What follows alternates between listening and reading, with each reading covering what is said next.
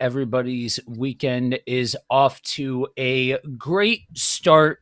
We have another episode of Let It Rip for y'all. It has been a spicy week, and so we are going to get into all of the latest. But before we get into all of that, a couple of things right off the top. As you all are trickled and chime in, let us know where you're tuning in from, where exactly you're already with the technical issues. Okay, seems to be good. All right. Let us know where you're tuning in from, what questions you have along the way. We're going to be hitting a lot of different topics. We're going to be hitting a lot of different specific things. And so, a lot of this, I'm very keenly interested since I'm the one that's steering the ship today. I'm interested in hearing from you guys, the viewing audience, because a lot has been said, and myself included. I've said a lot about what the popular perspective was about these topics that we've been hitting. So I want to hear from you guys what you how you've handled over the last week and all of that. And if you are catching this on the replay, same thing goes for you as well. We still want to hear from you. We do pay attention to the comment section along the way. So, gentlemen, this week there has been well, I mean, in general, a crazy amount happening in the news. We could pick any number of topics to talk about this week, but last week it seems as though once again the internet has fallen on its head. A week ago, the internet blew up with this whole the first of multiple controversies centering around the Olympics.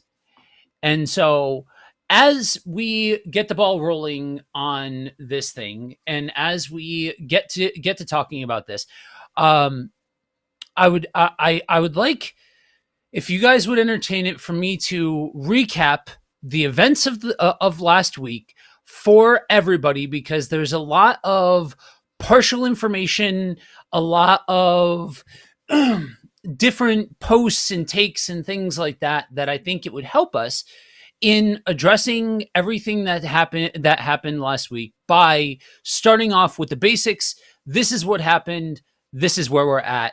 Sound good? Yep. All right.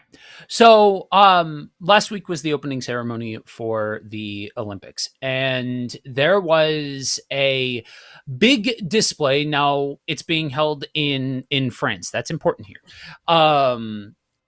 There was this big number done in drag that lit the world on fire, because it used a lot of imagery that was taken as parody or satire of the Last Supper. And that was the big rallying cry. Did these guys just mock our religion and mock the Last Supper and all of that? And so the responses have been everything from France owes the West an apology, to our God will not be mocked, to disgusting name calling for the performers of the actual performance. So that being said, world goes on fire. Social media is ablaze. The Olympic Committee released a statement stating that it was not the Last Supper, but it was actually a rendition of the Feast of Dionysus, which, for those of you that don't know, the Olympics, they're Greek tradition. They were born out of Greece. Dionysus was the goddess of fertility, prosperity, those sorts of things. And your mileage may vary on where exactly the pin got put. You know what I mean? For some folks, the main issue was the whole thing was done in drag. For other people, it was that they thought it was the Last Supper. All of those kinds of things. But they release a statement says, and then several reputable art historians also came forward and said, "Hey, here's the pinpoint imagery in this entire performance that signifies that this was the a portrayal of the feast of Dionysus." Now we'll get into, as that portion of it came out, what the continued response was even after that. But for now, that's basically it in a nutshell. So if you've missed this entire, actually, I have one more point to make. So for the last several Olympics, one of the growing trends is that the Olympics are actually a ratings loser for network television. It's been between that and the hassle and cost on hosting cities. It's actually like a big behind the scenes issue of the future of Olympic events, because to give you an idea, the only bids that came in for the next Olympic events were the United States and, again, France. Whereas that used to be a really big deal to get the Olympics in your area. So when the ratings came in, it showed that most of the people who were reacting to reactions, not having watched the actual performance itself. So we're getting part of the story from part of the story from part of the story for a lot of these reactions. So now that everybody is caught up, I just think that for something like this, I think even what I just said could be enough to, oh, well, that changed the entire paradigm of how I thought about this thing. Because if all you heard was Last Supper, Last Supper, Last Supper, and there's nothing else to counterbalance against that, I mean, the supercomputer in your pocket would like a word and a little site called Google, but that's a horse of a different color. But at least now it's been addressed. So we ask all so now that all of that is out on the table, my first question for y'all: why so everybody loses their collective minds when this happens? Rico, I'll start with you. What do you make of all of this? Yeah, I don't know what I make of all this. I got a lot of mixed feelings about it. Hold on real quick because I'm hearing myself echo. All right, I got a lot of mixed feelings about it. One, I think I'll start by saying, if you know the history of the Olympics, you know it's pagan backgrounds anyway. I think it was like performances for Zeus or something like that. Mhm. So so on one hand you gotta expect it. You know, worldly people gonna do worldly things, and pagan is ultimately anti-Christian. You know, goes against the things that we believe. So we shouldn't be surprised if we see something that goes against what we believe. On the flip side to that, though, I think people do have a place to speak on it and talk about it, because if we don't, then people won't be educated, right? As Christians, we are to not partaking evil, but call it out, right? And so I think there's a piece to that as well. But then the other side of it is how the Olympics kind of responded to it. Just it's own up to it. The guy did say, I think his name is Thomas Jolly, the designer for the that opening scene, the guy who did choreograph the opening scene. He said he did take some inspiration from that painting, the painting of the Last Supper, but then he also took inspiration from a bunch of other stuff. And I was watching this show on YouTube called LED Live that does a lot of reactions to this kind of stuff, and they did a really good, thorough reaction to it. And some of the things that they brought up lets me know that this is a spiritual war. You know, regardless of of what of how people may think about that. So, for example, the Dionysus or whatever, his father was Zeus, his mother was female or shemale or something like that, right? And so, if you know about Zeus, about how he's the god of lightning and the whole nine, Zeus, the Bible speaks on how we saw Satan fall down uh, like lightning or whatever, right? And then this Zeus character supposedly impregnated this mortal woman, female or whatever. I don't know how to pronounce her name, but he impregnated her. So God impregnated human, very similar to the story of the Holy Spirit, right? Impregnated Mary, and then I guess Zeus' wife got jealous that he was cheating with her and killed her. And then somehow her son or one of the other guys brought her back to life. And so now she's like a god, female. And then Dionysus, he's the god of wine. And so at the Last Supper, what were they taking? Communion, the blood of Jesus, the wine, right? And then in Revelation, it talks about wine. And so there's so many different similarities to Jesus story or the Christian story with these pagan roots, which again is not nothing new. That is something that always happened. Satan himself does mock and imitate God and mock what God does. And so I think there is a place to have conversations about these kind of things, but at the same time, don't be surprised when evil do evil and people do things that are against, God's way. And what do you got?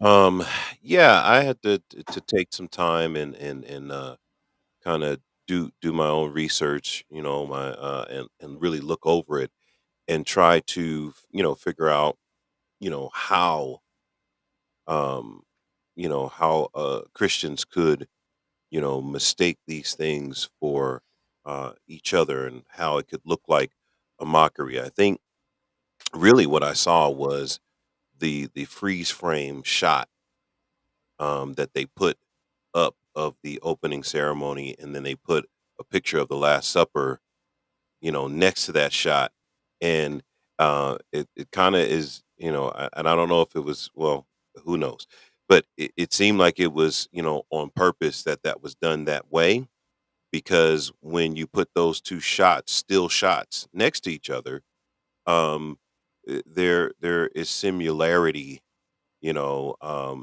the look of the shot, but and Rico has said that the guy took some inspiration.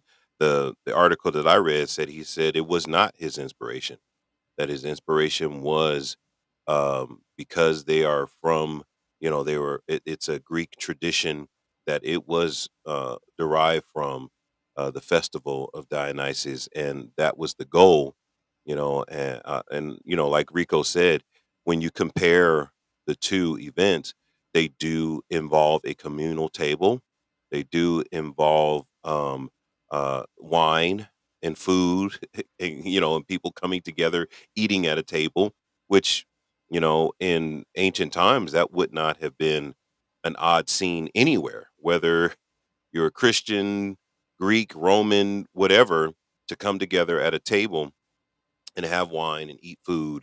But the festival, is about diversity. It's about partying, libation. When you look at the outfits, it was a party, whereas the Last Supper was not a party; it was a meal. And it's almost like, because I was looking at it, it's like, man, jump when whoever was the first to jump to this conclusion. The Bible says that whoever speaks first will be believed, right? And so a lot of times somebody throws it out there, and then everybody else catches on to it. Whereas if somebody were threw out that this was the festival of Dionysus first, then I think the reaction would have been different. But whoever was the first to throw out, oh, look at this mockery. And I like what you said, Rico. I'm like, why would people be surprised that um that the world would be doing what the world is doing? It's it's actually almost strange that you're like, oh, wait a minute, what are they doing? Like, but they're being who they are, you know. Mhm. And in the culture that we're talking about, we're talking about France. We're talking about the Olympics. We're talking about, a place where, I believe in France, man, they got new beaches. They got it's a different place, right? And so you would expect the Olympics to represent the people who are hosting it in some way, shape, or form. There'd be some type of festival, there'd be some type of party, there'd be some type of imprint of the people hosting it. I think that the struggle that I had was before you could even look at it, all you got was blasphemy, mockery, blah blah blah. People taking to social media, putting their,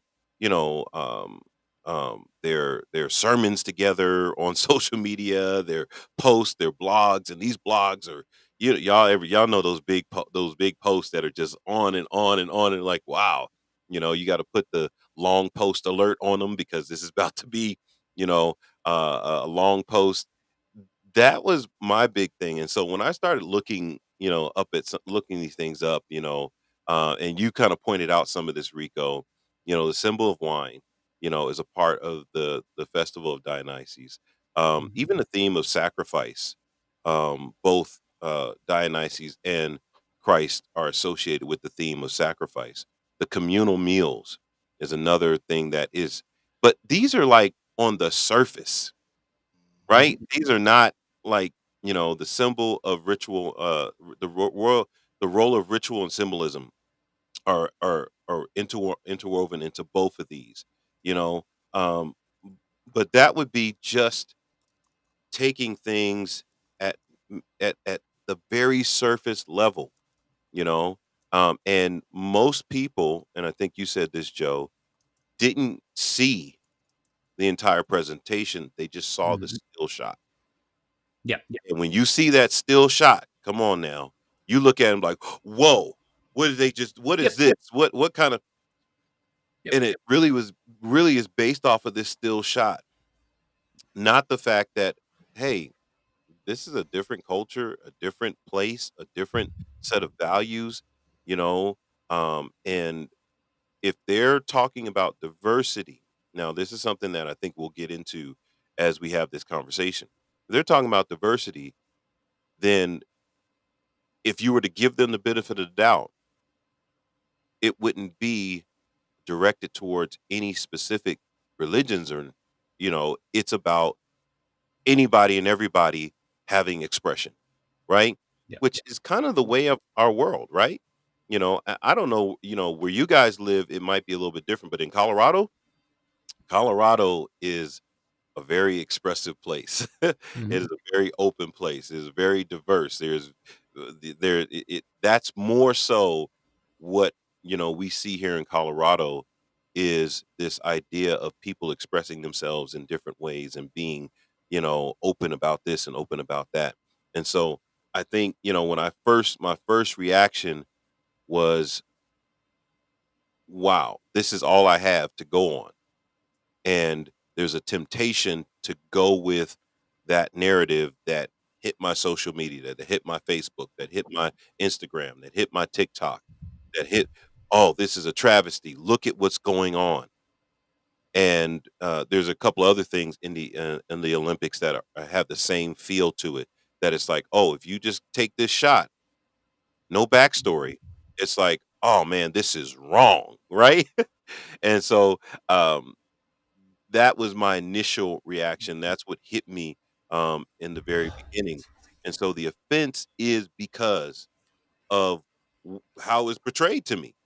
It really was. It was, this is the way it was shown to me. And it's like, okay, if that's what's going on, you know, then there's a part that's like, whoa, what is happening here? So, Hey, real quick, I just want to say, I want to clear something up. The guy who did the festival or whatever, who did the opening scene, right?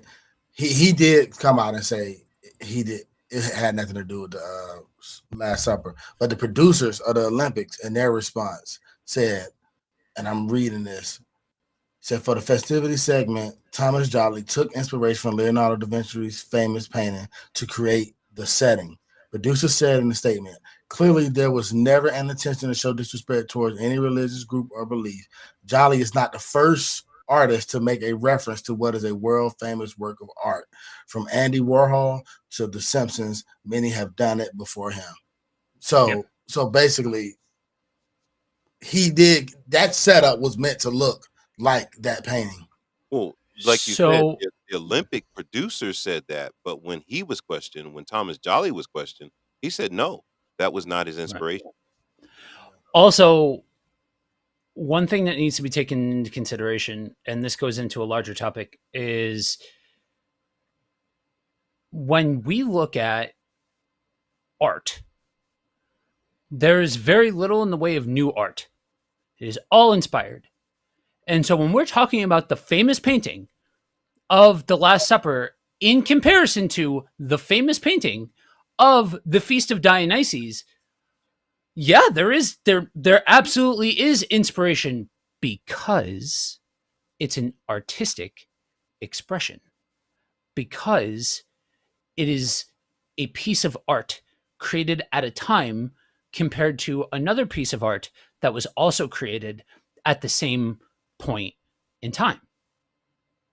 Rico, you said something interesting that caught my attention, and you are meticulous oftentimes with your words. So I'm curious to get everybody's 2 cents on this. This whole idea of having conversation about it, right? You went there. We have a spot to have conversation about it, but the last thing that I saw was actual conversation, actual engagement that was breaking this thing down and talking about it and discussing it and analyzing it or anything else like that. Instead, it was jumping to the defense of Christianity, all in the name of our God will not be mocked. So my question that then becomes, when we look at these kinds of reactions and hot takes and platforms, and everybody's got their soapbox to jump up onto and all this kind of stuff, is there a line, is there a difference between having a conversation about it and jumping on social media and saying our God will not be mocked? I ask that. It sounds like I'm being tongue in cheek. It sounds like I'm being so incredibly sarcastic. And if you gentlemen could hear some of my takes originally to the outcry of nonsense that I watched, trust me, you guys would understand that this is me being reserved. This is me trying to be charitable about the entire thing. But the reality is, when we talk about these things, when we have these kinds of conversations, it attracts people from all perspectives, right? And that's the gimmick. Let it rip. Get in here. Share your 2 cents. So for some people, the answer is no, that's exactly what conversation looks like, that we do need to put down these pagan thoughts, that we do need to put them in their place. So the question becomes then, is it right for us to be offended in and having all of that? And what does it look like to actually have conversation about this whole thing? Yeah, no, that's a good question. And I believe, Anthony, correct me if I'm wrong, we were supposed to do a show very similar to that topic last week here on Let It Rip about Christians and social media. And I'll be honest, Joe, a lot of it is gossip. Right? I'm just going to put it out there. A lot of what we do on social media is gossip. A lot of it is following the trends. It's making sure that you can get the algorithm to show your stuff to as many people as possible. So if there's gossip or something going on, people are going to talk about it. And so I would say no, it's not the same thing. And two, there is a line that can be crossed, and you got to be, you got to be careful not to move into the gossip realm. But I will, to play devil's advocate, if you will, here we are talking about it right now because the algorithm is high and because it's that's the thing that to talk about right now. However, I still stand by there is a place for the conversation to happen. So, like for example, if me and my family actually watch the Olympics, because we don't, I would definitely take that as an opportunity to say, okay, kids, look what's going on here. This is that, and this is this, and this. I'll take that as an opportunity to explain it. And then if I'm in a group of um setting like we are here now, I'm gonna take the opportunity to share, my thoughts on it and what I got to say. If I'm around atheists, or if I'm, like, to be honest, that was actually something I was wishing that we could do here is get Mhm. somebody who agrees, who thinks different than us, because that's when I think real conversation happens, right? When you got people able to express, so like for example, me and my granddad has been having conversations back and forth about this whole political season we're in right now. And my granddad is an elderly gentleman, and so he was one of the first people to go to integrated schools, and he has a distrust of Caucasian people because of some of the negative, nasty stuff was done to him. So in his mind, he's like, well, I'm voting Democrat, and I'm not going to vote for President Trump because of blah blah blah blah blah. And I asked him a simple question. I'm like, well, what is it about the Democrat policies that you're actually going to vote for? Did you look at the other policies? Did you look at the other side? Or are you just going off an assumption that Trump is racist and this and that? Do you even really know any of this stuff? He had no answer for me. And Granddad, forgive me for calling you out like that. But the point that I'm making is it's one thing to gossip, and then it's another thing to actually hear other people's sides, take other things into account, and then make a decision based off of that. And so I agree with you 100%, Joe, that a lot of what we see is just people gossiping and people following the trend. Yeah. Yeah. Yeah. Yeah. James. Oh, go ahead, Joe. You were getting ready to. No, I was just gonna throw it to you. Go ahead. Okay. Well, good morning, Pastor Logan. Acknowledging the chat. Yeah. Um, this has been ringing in my mind. James 1:19. Be slow to speak, quick to hear, slow to wrath. Verse 20. Because the wrath of man does not produce the righteousness of God. I mean, if there ever was a perfect scenario for that verse to rest into, and there's plenty of them, but I think in this particular situation, this is um, so appropriate. Be slow to speak, quick to hear, slow to wrath, for the wrath of man does not produce the righteousness of God. And I think um, because, like you said, Rico, there's not dialogue, there's dictation. There's a difference between dialogue and a dictation. Dictation is I just talk and people write down what I say. Dialogue is people communicating. There's back and forth. Hey, what does this look like to you? Hey, what does this look like to you? And I think, what you described, in your situation was, what we hope for is to actually have a conversation about it. Like you said, Joe, there's not conversation. There's just people taking to their soapbox and just going in and I and see for me, I don't think for us we are following the algorithm, but this is something important to the people that we talk to and that we're around. And Yeah. so because this is something important to the people that we're talking to and we're around, because I don't think we would do it if it wasn't. You know what I mean? I sit with Joe and it's like, hey, that's going on. Like, I don't. It's not really something that I'm going to talk about. But this particular thing, it feels like the people around us are having questions about it. There's people Yeah. around us that we know personally that are taking to social media and posting things. You're like, whoa, hey, that's not even what that is. Yeah, and Okay, I just meant to you say know, that no, I no, meant to no. say I'm because the algorithm right, is doing what it do, it's right. Oh on yeah. our radar now. Right. Yeah. That's all I Yeah. meant to say. Well, and you're and because of your personal conversations, I think this is actually personally affects all of us. I have people that I respect that have a very different position on this, you Yeah. know, And I'm thinking, wait a minute, this person's pretty educated, pretty knowledgeable.